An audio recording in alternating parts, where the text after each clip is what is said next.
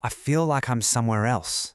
Have you ever felt like that, Charlie? Man, that line, spoken by Audrey Horne, it just perfectly captures the eerie, constantly shifting reality of David Lynch's universe. I mean, we've all felt it, right? That sudden, unmoored feeling, that creeping realization that the world you're standing in right now might just be a shadow of something much, much deeper. Which actually brings us to a really mind-bending question directly from the text we are unpacking today. Think about this. Does the successful identity thief become, by definition, her own victim? When all these archaic forces and chaotic, primitive images start bubbling up into our everyday reality, who are we, really? Grab your damn fine cup of coffee, because today, we are completely decoding a bizarre and deeply philosophical mystery.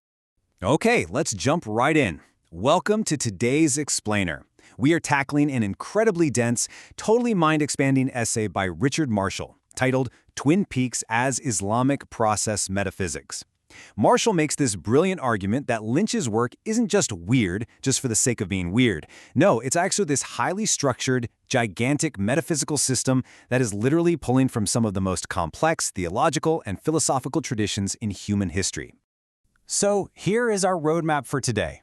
We're going to start by welcoming you to the inner world, then touch on the transmigration of the soul, dive into the aesthetics of violence and balance, look at reality as a process, and finally, we'll arrive at the corpse dream conclusion. All right, part one. Welcome to the inner world, navigating Lynch's visionary atmosphere. Picture this, a flying amphibious bug crawling down a sleeping girl's throat. I know, it is absolute pure nightmare fuel. But author Richard Marshall points out that in Lynch's universe, where our outer reality is really just a tiny fraction of the big picture, this thing isn't just a monster. It is the spontaneous generation of an unconscious psychic drive. It's exactly what happens when the inner world, which is just full of pure psychic fright, breaks open and crashes right into our actual reality.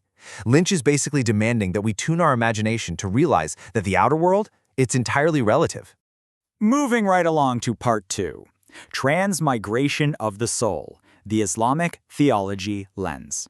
So Marshall finds these fascinating links here with Islamic philosophy, specifically the work of a thinker named Ibn Abi Jumhur al-Akhsa'i.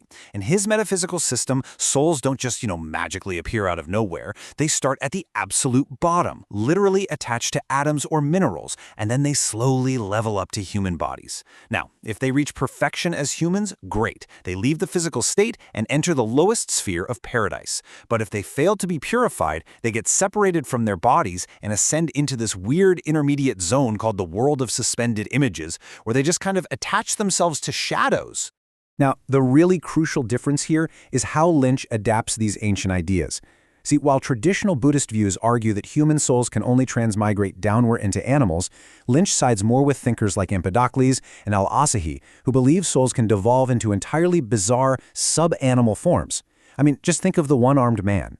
His severed arm literally transmigrates into a weird, fleshy, skeletal tree, which then produces an evil doppelganger. It is transmigration taken to an absolute terrifying extreme.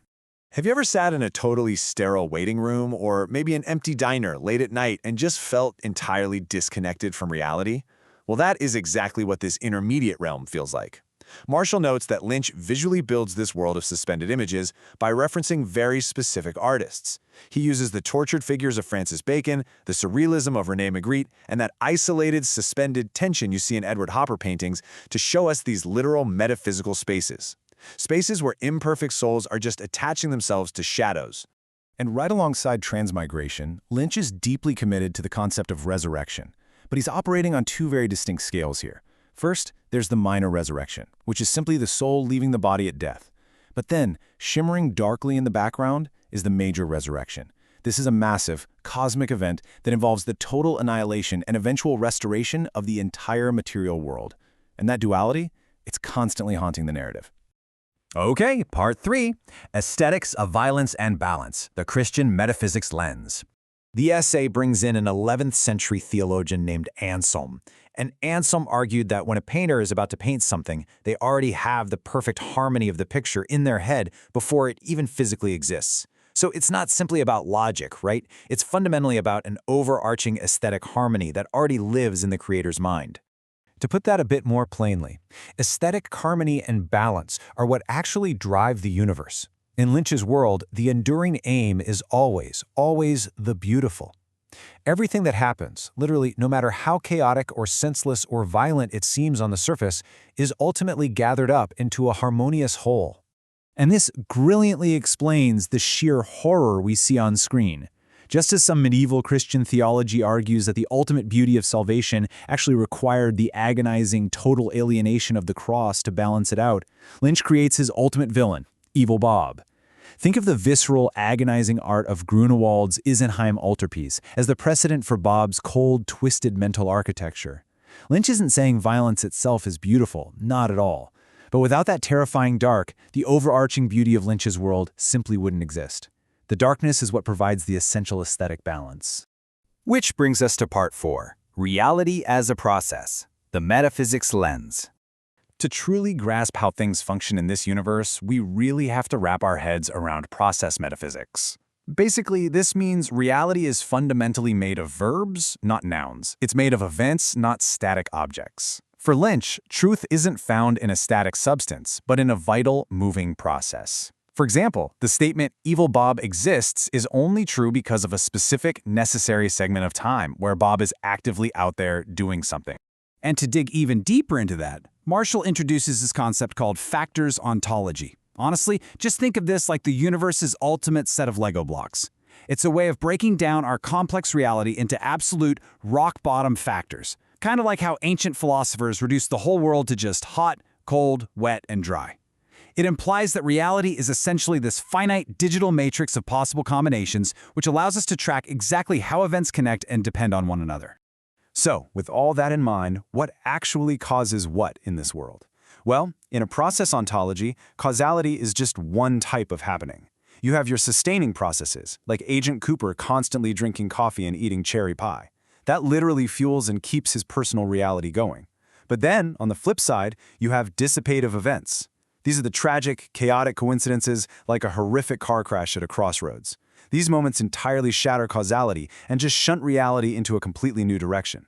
Let's see how this builds into the origin of evil itself. In process ontology, the basic unit of everything is action, which is energy multiplied by time. Marshall points us to the iconic episode 8 of the Return series, set in 1950s New Mexico during a nuclear test. That right there? That is the ultimate atomic event. It's a singular moment in time where a heinous monstrousness is violently thrown into the world. It is literally energy becoming action, giving birth to Evil Bob. All right, the final piece of the puzzle, part 5, the corpse dream conclusion, synthesizing the lenses. Look, we have covered a ton of ground here, but if we combine the Islamic suspended souls, the Christian aesthetic balance, and this whole process ontology, we arrive at this incredibly stark thesis. Twin Peaks is the dream of a dead man, specifically the dream of the dead man found sitting in Laura Palmer's house in the final episode. And Marshall points out that this doesn't just come out of nowhere. He compares this to other cinematic masterworks, noting that both Twin Peaks and Mulholland Drive function as corpse dreams. It's an elaborate extremist homage to Billy Wilder's Sunset Boulevard, which, if you remember, was a narrative told entirely by a dead self dreaming. It's Lynch's ultimate way of revealing the immense, haunted gulf that lies between our inner, psychic worlds and our outer, material reality. I want to leave you with a really haunting quote from the poet W.B. Yeats, which Marshall uses to perfectly encapsulate this entire process, metaphysics of a dreaming corpse. Like a long-legged fly upon the stream, his mind moves upon silence. In the end, the entire sprawling, terrifying, yet beautiful universe of Twin Peaks might just be the silent, continuous moving of a dead mind, processing the universe from the space between worlds, which really makes you wonder, what reality are you dreaming right now?